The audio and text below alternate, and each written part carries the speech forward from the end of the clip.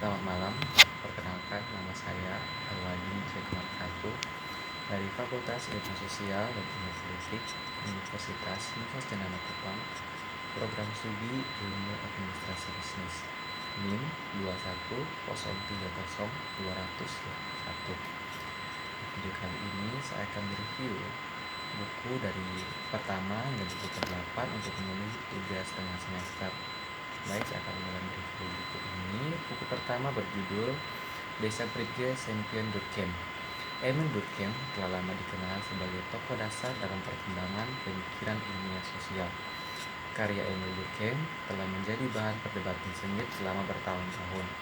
Kumpulan esai yang otoratif dan komprehensif ini mengkaji kembali dampak pemikiran Durkheim dengan mempertimbangkan konteks historis karyanya serta mengevaluasi ide-idenya dalam kaitannya dengan isu dan kontroversi terkini. Otoritas terkemuka di lapangan telah berkontribusi pada tinjauan terkini, dengan memberikan pembaca, baik mahasiswa dan akademisi, kesempatan untuk terlibat langsung dengan tokoh-tokoh terkemuka di lapangan tentang tren, ide, dan dilema kontemporer. Volume ini mencerminkan penerapan lintas disiplin teori Durkheim dan akan menarik minat para sarjana antropologi, ilmu politik, studi budaya, dan filsafat, serta yang terutama sosiologi. Ini adalah volume penting yang mendefinisikan kembali referensi Durkheim dengan ilmu-ilmu manusia di abad ke-21. Buku kedua berjudul Auguste Comte Nick. Auguste Comte yang mempopulerkan istilah positivisme sebelumnya, gagasan ini sudah dikenal luas sebelum dan semasa Comte hidup. Auguste Comte secara luas dikenal sebagai pendiri ilmu manusia atau agama. Dalam studi ini yang menarik ini penilaian ulang besar pertama sosiologi Comte selama bertahun-tahun. Auguste Comte yang mempopulerkan saja istilah positivisme dan puncak perkembangan positivisme adalah sosiologi. Comte berasumsi seperti Marx bahwa revolusi dalam budaya dan masyarakat modern belum mencapai tujuan akhir. Revolusi modern tidak bisa direduksi menjadi peristiwa menjelang Juli 1789 dan pecahnya resmi revolusi Prancis. Akar-akar menurutnya bisa menjadi ditelusuri kembali ke akhir abad pertengahan dan perjalanan revolusi panjang masih harus ditentukan.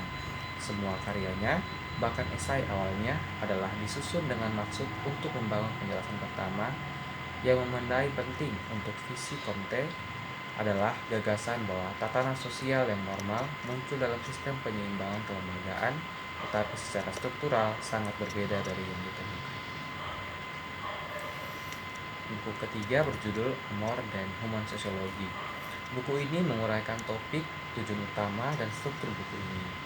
Ini mengidentifikasi patologi, mendistorsi, kebijakan tradisional, dan penggalian sosiologi, dan menyarankan bagaimana imajinasi sosiologis perlu direstrukturisasi untuk membuat sosiologi responsif terhadap dunia yang semakin rumit.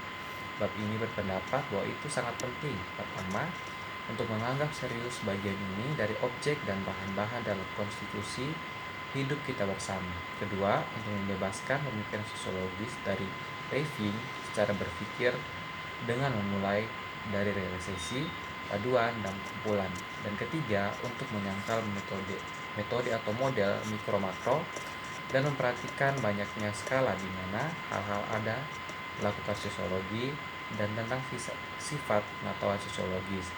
Milik saya adalah apa yang Anda sebut buku teori, karena cenderung berfokus pada substansi tema dan konsep inti. Mungkin titik perbandingan terdekat dapat ditemukan di Letter berkait kembali sosial, yang buku ini sampai batas tertentu bahkan mengambil sebagai model atau teladan dari beberapa macam.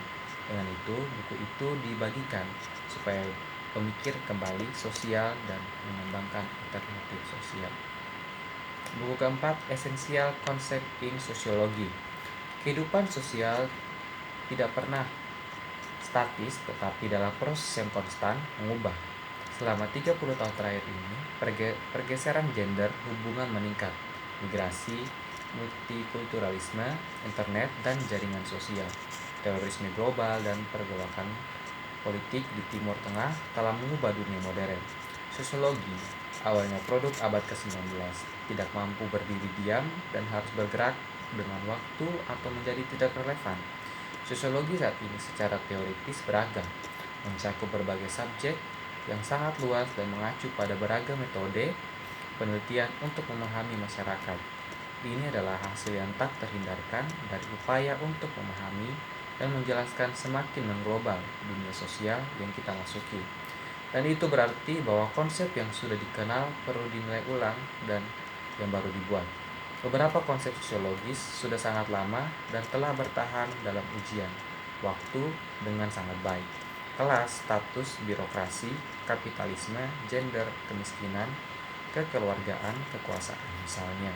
Tetapi menjadi dasar bagi bisnis untuk melakukan sosiologi. Yang lain telah dikembangkan. Banyak lagi baru-baru ini postmodernitas, reflektivitas, lingkungan, perjalanan hidup keadilan, restoratif, dan model sosial, disabilitas, semua sekarang menjadi bagian dari leksikon konseptual, mewakili sesuatu dari perubahan besar dalam beberapa dekade terakhir. Semua ini berarti menjadi lebih sulit untuk dipahami.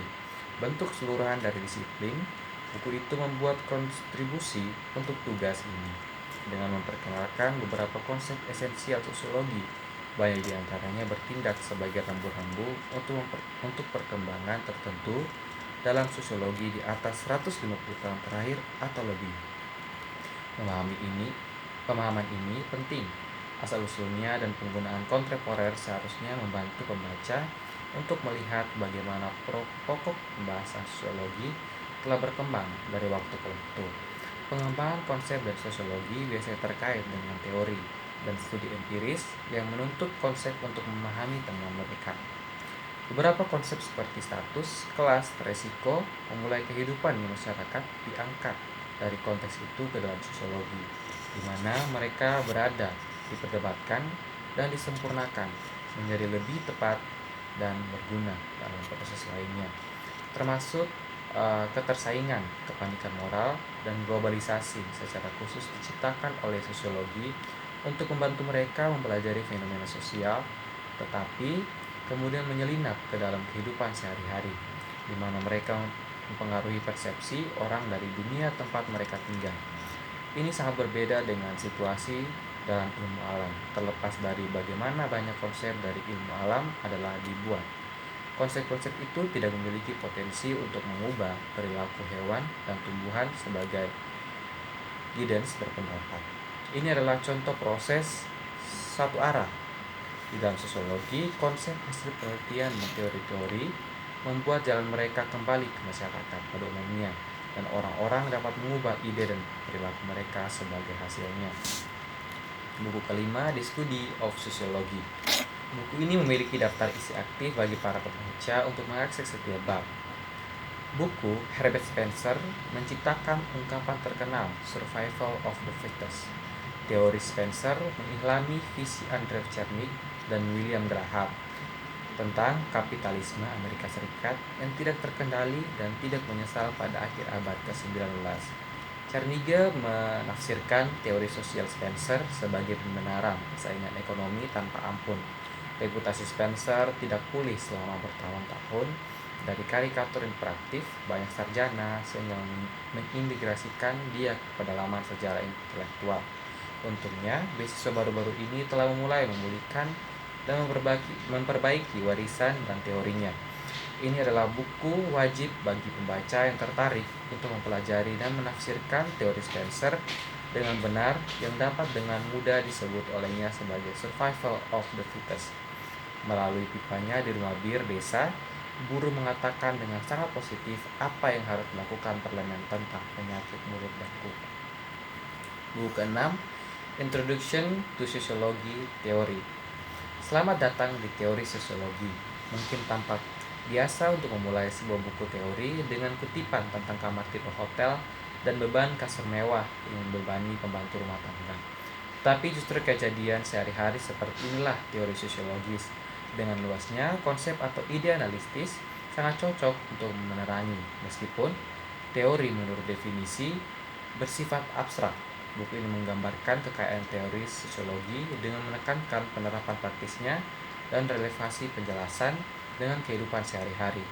Saya akan memperkenalkan kepada Anda para ahli teori utama yang tulisannya dan kerangka kerja konseptual menginformasikan pemikiran sosiologis.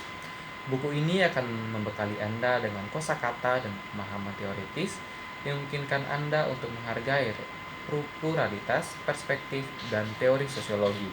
Ini akan memberi Anda kepercayaan diri untuk menerapkan ini di kehidupan sehari-hari. Buku ketujuh, Introduction to Sociology. Banyak informasi masalah sosial berasal dari sumber yang tertarik untuk mengembangkan dukungan untuk sudut pandang tertentu.